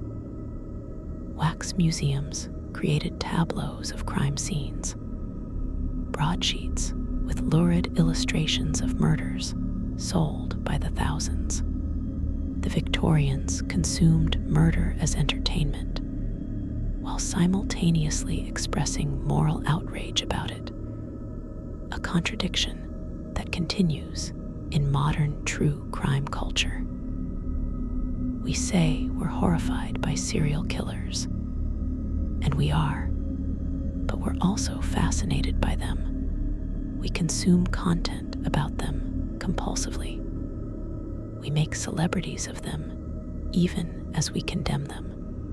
The sociological factors that created the conditions for Victorian serial killers haven't entirely disappeared. They've simply changed form. Extreme poverty still exists, creating vulnerable populations that predators can target. Women in vulnerable circumstances, whether due to poverty, addiction, immigration status, or other factors, still face disproportionate risk of violence. The marginalization of certain groups still means that their victimization receives less attention and less vigorous investigation than the victimization of more privileged individuals. The patterns we see in Victorian serial killing, the targeting of vulnerable victims, the exploitation of social invisibility, the use of victim blaming to deflect responsibility from systemic failures. All of these continue in various forms today. The legend of Spring-Heeled Jack, a mysterious figure who allegedly terrorized Victorian London during roughly the same era as Jack the Ripper, illustrates how crime, folklore, and moral panic can blend together. Spring-Heeled Jack was described as a man with demonic features who could leap to extraordinary heights, who attacked people, particularly women, on dark streets. Reports of Spring-Heeled Jack sightings span decades, from the 1830s to the early 1900s, far too long for a single person, unless they had genuinely supernatural abilities. Most historians believe Spring-Heeled Jack was a combination of moral panic, misidentified ordinary criminals, exaggeration, and folkloric embellishment of real attacks. and possibly a few pranksters who adopted the persona for their own amusement. But the legend tells us something about Victorian fears, about the danger of urban streets, about predators who could appear suddenly from the darkness and then vanish. The figure merged human and supernatural, suggesting that the evil stalking London streets was beyond normal human criminality. The relationship between industrialization, urbanization, and the emergence of serial killing is significant. Serial killers certainly existed before the Industrial Revolution. History has documented multiple murderers from ancient times through the pre-industrial era. But the specific pattern of stranger-killing serial murder that we most associate with serial killers seems to have become more common as cities grew larger and more anonymous. In small pre-industrial communities, everyone knew everyone else, and a series of murders would quickly point to a local suspect. Strangers were noticed and remembered. But in large industrial cities like Victorian London, with millions of residents and constant flows of migrants, travelers, and workers, anonymity was possible in a way it had never been before. A killer could live in a community without anyone really knowing them, could commit crimes without witnesses who could identify them, could disappear into the crowd and become just another anonymous face. This urban anonymity enabled a type of predator that couldn't have operated as easily in earlier, smaller-scale societies. The question of whether Victorian serial killers were fundamentally different from modern serial killers, or whether they simply operated in different technological and social contexts, is debated among criminologists. The basic psychology seems similar: the lack of empathy, the need for control or domination, the objectification of victims, the compartmentalization that allows someone to live a seemingly normal life while committing horrific crimes. The methods available were different. No surveillance cameras to avoid, no cell phone records to leave trails, no DNA to be collected and analyzed. This meant Victorian killers had certain advantages. They could operate more easily without leaving evidence. But they also had disadvantages: less mobility without modern transportation, more limited victim pools, more risk of being observed in the act, since they had to attack in person rather than using distance weapons or technological methods. The gangs of Victorian London, while not serial killers in the sense we've been discussing, contributed to the violent atmosphere of the city and sometimes committed murder as part of their criminal activities.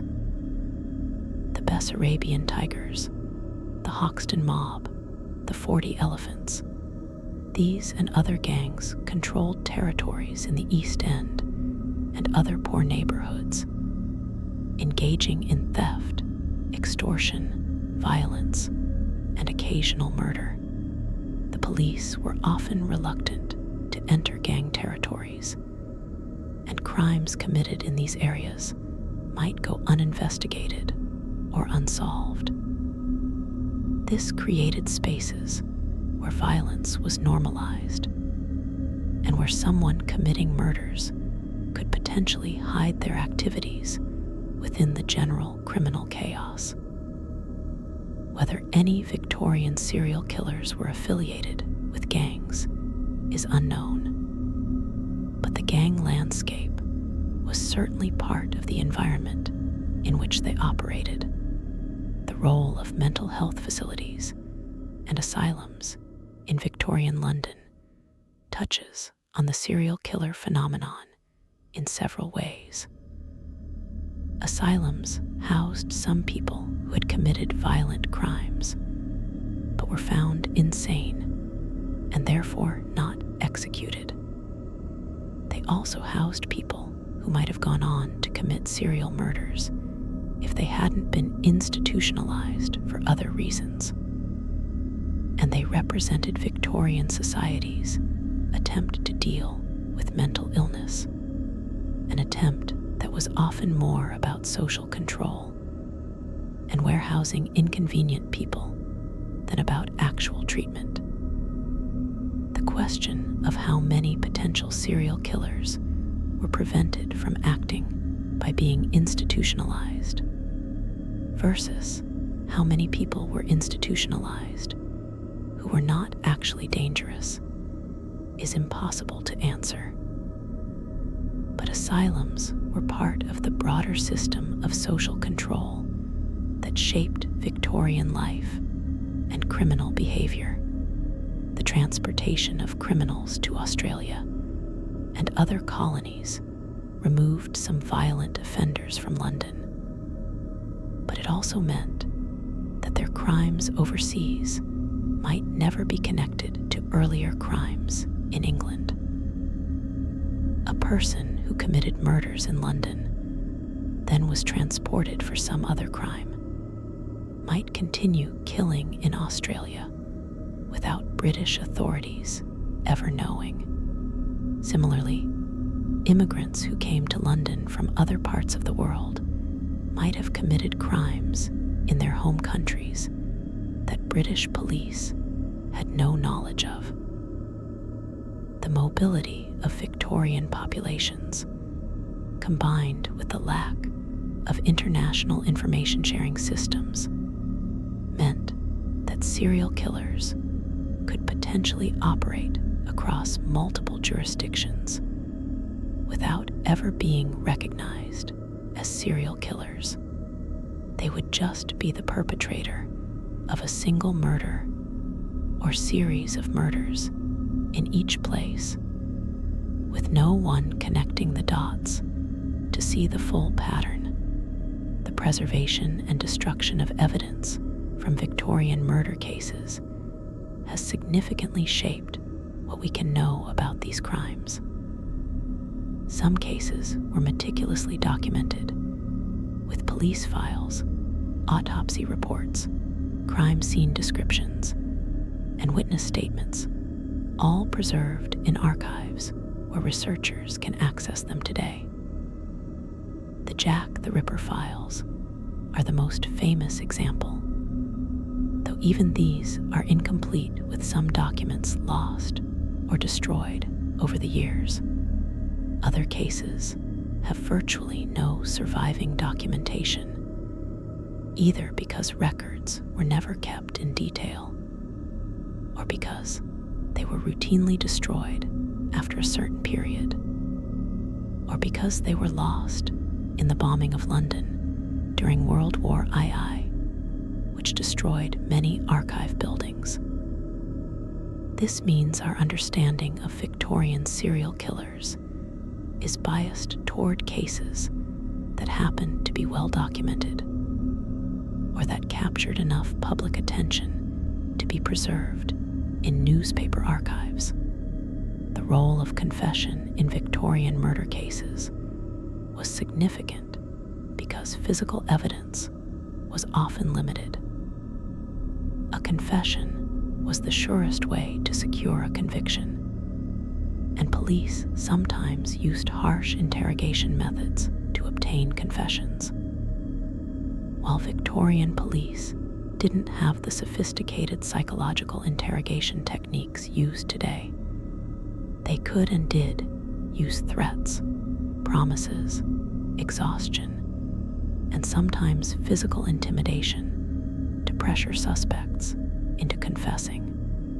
This means some people probably confessed to crimes they didn't commit, while others who were guilty refused to confess and couldn't be convicted for lack of other evidence.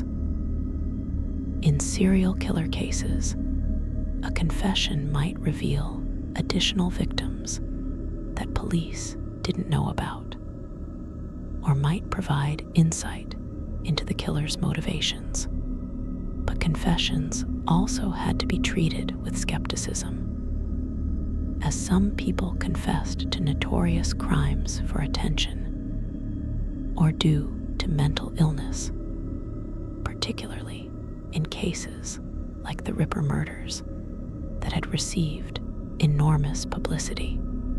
The execution of convicted murderers in Victorian England was itself a kind of spectacle that revealed societal attitudes toward crime and punishment.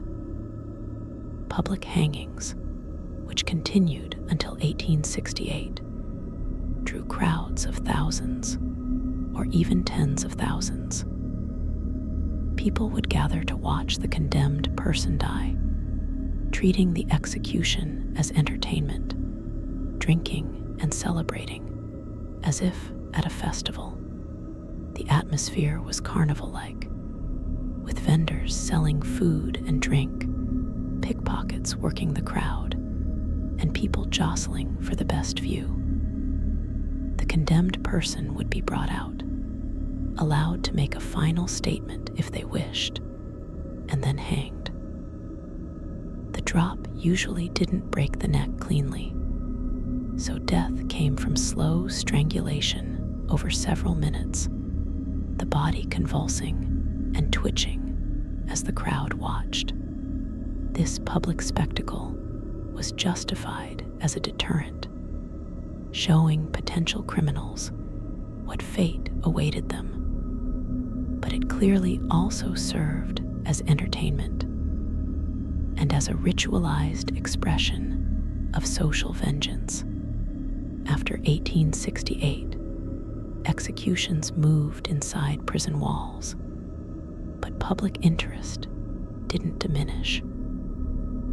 Crowds would gather outside prisons when executions were scheduled, and newspapers would provide detailed coverage, including descriptions of the condemned person's final hours, their last meal, their last words, and the execution itself as described by official witnesses. The bodies of executed murderers were buried within the prison grounds, usually in unmarked graves, denied the funerary rites given to those who died natural deaths. This denial of proper burial was part of the punishment, continuing the stigma even after death. Some notorious murderers' bodies were dissected for medical study, a fate that carried particular horror in Victorian times when belief in bodily resurrection was common, and being denied intact burial was seen as jeopardizing the possibility of resurrection. The way Victorian society processed and tried to make sense of serial murder reveals deep anxieties about urbanization, class, gender, and morality. The fact that most serial killers targeted the poorest and most vulnerable people allowed middle-class and wealthy Victorians to feel somewhat safe, as if the danger was confined to the slums and wouldn't reach into respectable neighborhoods.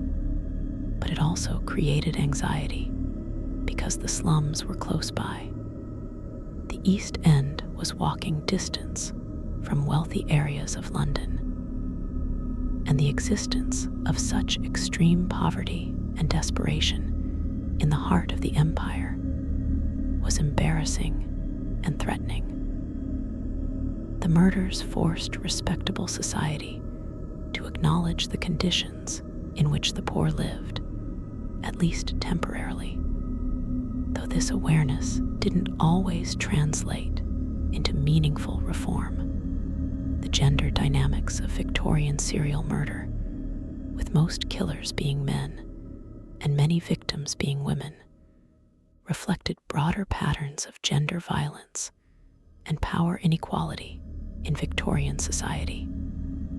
Domestic violence was endemic and largely tolerated. Women had limited legal rights and economic opportunities. The double standard around sexuality meant that women who engaged in prostitution were stigmatized and criminalized, while male clients faced no legal consequences.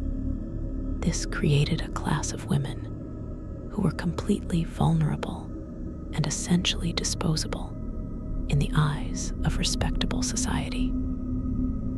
The fact that serial killers could target these women with relative impunity, that their murders didn't generate the same outrage as the murder of a respectable woman would have, reveals how thoroughly these women had been dehumanized by Victorian moral judgments. The medical and scientific study of criminal behavior, which began to develop during the Victorian era, was often influenced by prejudices and pseudoscientific theories. Cesare Lombroso's theories of the born criminal, which suggested that criminals could be identified by physical characteristics, and that criminality was a form of evolutionary atavism, were influential despite having no scientific validity. These theories led to attempts to identify potential criminals by measuring skull size and shape, facial features, and other physical attributes. Victorian investigators sometimes tried to apply these theories to serial killer cases, looking for suspects who fit the physical profile of a born criminal. This pseudoscientific approach wasted investigative resources and sometimes led to innocent people being suspected or accused based on nothing more than their appearance. The overlap between prostitution and victimization in Victorian serial murder cases was not coincidental. Prostitutes were targeted precisely because they were accessible, vulnerable, and marginalized. But they were also targeted because the work of prostitution required them to go to isolated locations with strange men, to be alone with potential killers in circumstances where attack was easy and escape was difficult. The Victorian solution to prostitution was criminalization and moral condemnation, which only made prostitutes more vulnerable by pushing them further into the shadows and ensuring they couldn't seek police protection. A more compassionate and practical approach to poverty and women's economic desperation might have prevented some of these murders, but Victorian morality prioritized punishment of sin over protection of vulnerable people. The children of Victorian serial killers, when the killers were identified and had families, faced enormous stigma and difficulty. They might change their names and try to hide their connection to the notorious parent. But in an era of tight-knit communities and long memories, this wasn't always possible. Children were sometimes blamed for their parents' crimes, seen as tainted by evil blood or bad heredity. They might be bullied, ostracized, unable to find work or marriage prospects. Some disappeared entirely from the historical record, changing identities and moving far away to escape the stigma. The suffering of these children, who were innocent but punished by association, was another dimension of the harm caused by serial killers. Ripple effects that extended beyond the immediate victims to affect entire families and communities. The question of whether Victorian serial killers felt remorse or guilt for their crimes is difficult to answer with certainty, but the evidence suggests most did not. Mary Ann Cotton showed no apparent remorse, insisting even at her execution that she was innocent despite overwhelming evidence of her guilt. Thomas Neal Cream seemed to enjoy his notoriety and showed no genuine regret for the women he had poisoned. George Chapman never confessed or expressed remorse. Amelia Dyer pleaded guilty, apparently to protect her daughter, but showed no emotional recognition of the enormity of what she had done, killing hundreds of bobbies. The lack of remorse is characteristic of psychopathy, the personality disorder that many serial killers are believed to have, which involves lack of empathy, shallow emotions, and inability to form genuine emotional connections to others. These weren't people who felt bad about what they'd done and were driven to crime by circumstances. They were people who fundamentally didn't care about the suffering they caused. The ways in which Victorian serial killers have been romanticized and mythologized in subsequent fiction and popular culture often bear little resemblance to the reality of who these people were and what they did. Jack the Ripper has been transformed in various fictional accounts into a tormented genius, a supernatural entity, a time traveler, a vampire, even a hero fighting some greater evil. These fictionalized versions strip away the reality that he was someone who brutally murdered and mutilated at least 5 real women who died in terror and agony. The real Ripper, whoever he was not an interesting or romantic figure. He was a predator who caused immense suffering and fear. The fictionalization of his crimes and the creation of entertaining narratives around them dishonors the memory of his victims and trivializes real violence against women. Similarly, other Victorian killers have been portrayed in fiction and film in ways that emphasize their intelligence, cunning, or tragic backstories, while minimizing or aestheticizing the violence they committed. There's a tendency to want to understand killers, to find explanations for their behavior that make them seem more human and less purely evil. This isn't entirely wrong. Understanding the psychology and circumstances that contribute to serial killing is valuable for prevention.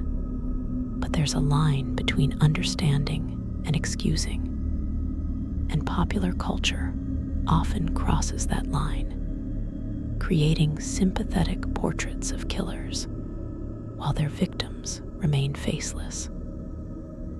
The victims of Victorian serial killers were real people whose lives mattered, and their suffering shouldn't be transformed into entertainment that centers the killer as the protagonist of the story.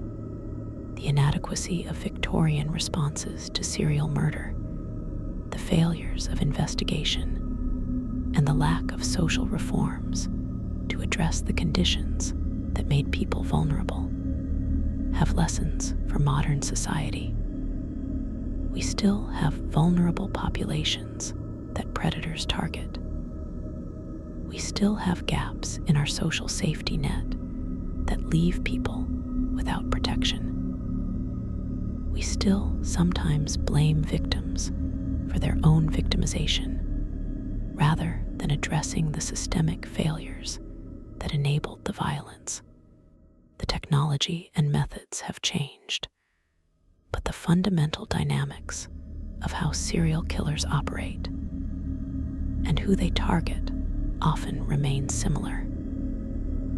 Victorian serial killers succeeded because society had created populations of people who were invisible and disposable. And that pattern continues wherever extreme inequality and marginalization exist. The commemoration and memorialization of serial killer victims has evolved over time, with growing recognition that these were real people deserving of dignity and remembrance. In Whitechapel, there are now plaques and memorials for the Ripper victims, identifying them by name and acknowledging their humanity rather than just their status as victims. Walking tour of Ripper sites, which were once purely sensational entertainment, increasingly try to focus on the social history of the East End and the lives of the victims rather than just the gory details of the murders. This shift represents progress in how we think about serial murder, centering victims rather than killers, recognizing the social conditions that enabled the crimes, and treating historical tragedies with appropriate solemnity rather than just as dark entertainment. The files and records of Victorian murder cases continue to be studied by historians, criminologists, and in the case of unsolved murders like the Ripper killings, by amateur researchers hoping to finally identify the killer. Modern technology has allowed new analysis of old evidence, including DNA testing of letters and other items, computer analysis of handwriting, geographic profiling of crime locations, and psychological profiling based on crime scene analysis. These modern techniques applied to Victorian cases sometimes yield new insights, but they also have limitations. The evidence is old, contaminated, incomplete. The chain of custody is unclear. The social and psychological context in which the crimes occurred is different from modern contexts in ways that make profiling less reliable. Still, the work continues, driven by a desire for closure, for justice, even if it's purely historical justice that can't result in prosecution, and for understanding of how and why these crimes occurred. The emotional impact of researching and writing about Victorian serial killers, for historians and writers who work with these materials, is often underestimated. Reading autopsy reports, examining crime scene photos, immersing yourself in the details of how people suffered and died. This takes a psychological toll. Many researchers report having nightmares, struggling with depression, or finding it difficult to maintain emotional distance from the material. The victims become real to you when you study them in depth. You learn their names, their life stories, the specific details of their deaths, and it becomes harder to treat this as purely academic or historical subject matter.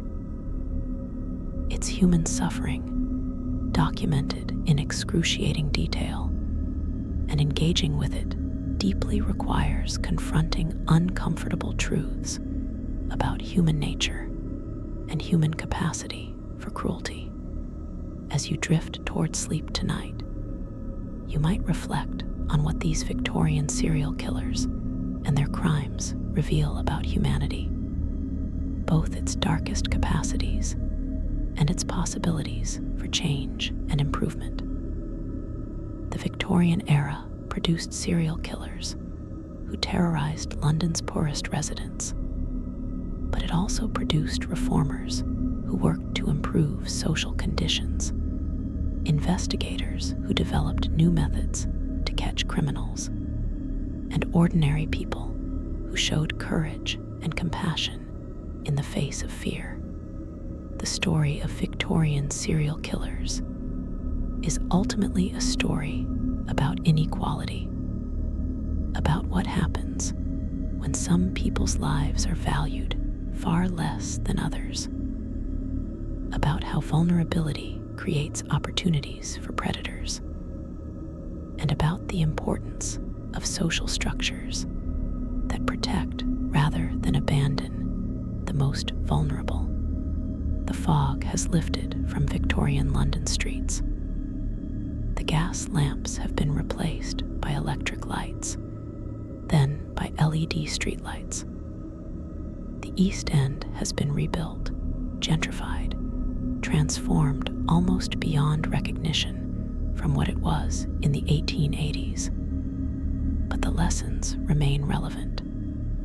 Serial killers still exist. Vulnerable populations still face disproportionate violence. Investigation techniques continue to evolve, but remain imperfect. And we still struggle with the same questions the Victorians struggled with: how to balance public safety with civil liberties, how to protect vulnerable people without stigmatizing them, how to prevent violence rather than just responding to it after the fact, and how to remember victims without sensationalizing their deaths or romanticizing their killers.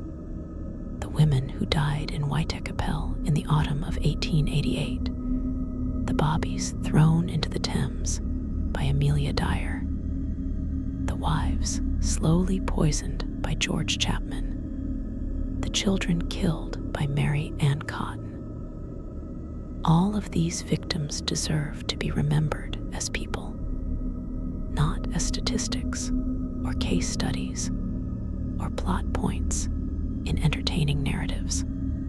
They lived in a harsh world that gave them few options and little protection, and they died because someone chose to kill them, and because the systems that should have protected them failed. Their deaths should trouble us, should make us think about who is vulnerable in our own society and whether we're doing enough to protect them. Their stories should remind us that behind every murder statistic is a person whose life mattered, whose death represents not just a crime, but a profound loss of human potential and human connection. So rest now in the knowledge that the dark streets of Victorian London are behind us, that the specific horrors of that era have passed, but carry forward the awareness that the patterns of vulnerability and predation continue in new forms, and that the work of creating a just society where everyone is protected and valued is never finished. The victims of Victorian serial killers can't be brought back, and the killers who escaped justice can never face trial, but we can honor the victims by remembering them, by learning from what happened to them, and by working to ensure that the conditions that made them vulnerable don't persist in our own time. That's the real lesson of these dark histories, not the lurid details of the crimes themselves, but the social and moral failures they reveal, and our responsibility do better. Sleep well, and remember that the darkness of history should illuminate our present, showing us both how far we've come and how far we still have to go.